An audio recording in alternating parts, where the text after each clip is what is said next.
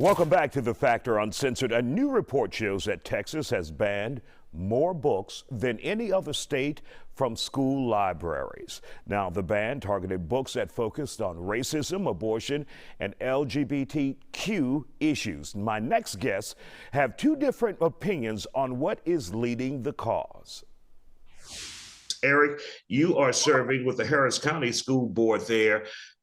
Have you ever seen anything like this? And what is this about? Are we hurting and are we harming students, helping or harming students? So censorship usually is a bad thing. I'm just going to start there. And I think this is a binary politics.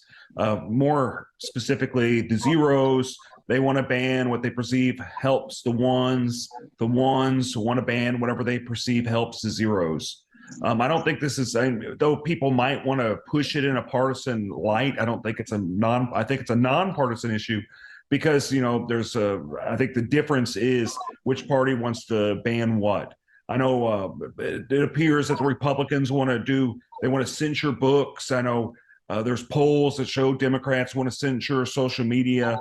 I think free speech is important in our society. I think it's a bad idea to ban really anything. We want to hear the views. We want to see the views. It gets a little different whenever you're dealing with children. I think it's more sophisticated, but as far as like public libraries and the public in general, we do not want censorship. In fact, stuff like that is what happened in Nazi Germany in the 30s, whenever they started burning books. And it's also happened in other societies in China in the 200 BCs where they were burning books. It's a bad idea. It hurts our culture. And Kathy, let's take a look at what Eric just said. Do you think this is partisan or nonpartisan? I think very much partisan, because mainly we've heard from Republicans who don't want books addressing issues like race and sexuality in school. And we beg to differ with you, Eric, on this. I don't know if Kathy agrees with me, but it's been mainly a movement by Republicans. And when you say Democrats trying to censor social media, I just haven't seen that.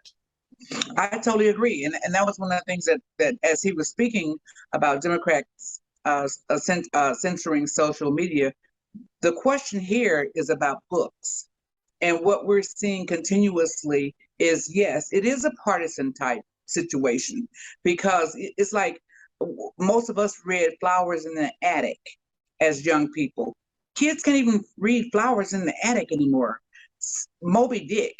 I mean, on one hand, we've got people continuously contacting and reaching out to school board reps, asking them to open up and improve libraries in the campuses. So who's going to monitor all those books? And I will say, with the complaints and concerns that I'm hearing continuously about the banning of the books, certain books, people have a whole lot of time on their hand. And these are not working people that are sitting up, for the most part, working and looking at all these books to determine what we should be banning because some word was used that they don't want their child exposed to. It's simple. If you don't want them exposed to it, take the book out of the home or have the book removed, take it back to the school, whatever the case may be. We control that narrative. Right now, too many people want school boards and school teachers and principals to raise their children. Do your own damn job. Raise your own children and take the books out of the house. If my children or grandchildren bring a book to my house and I'm not in agreement with it, guess what? It's going out. So stop relying on teachers and schools to do the jobs of parents. Eric, any final words before we wrap up here? So I think censorship is generally wrong, and I think it's bad for a society to try to prevent another person from expressing themselves, regardless of party, regardless of anything. I think people need to just be willing to listen and be willing to hear things that they disagree with. It is unhealthy in our society, and that's maybe one of the reasons we're so hyper partisan.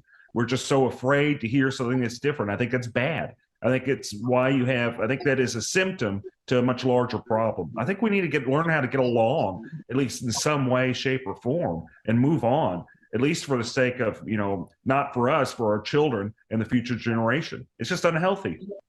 Those agree. John McCain days of getting along are over, unfortunately. And it's like the line has been drawn in the sand. And that's so unfortunate for our future, for our children. And we just cannot come to the table and be honest and open without leaving there with some wounds and wanting to cancel everything.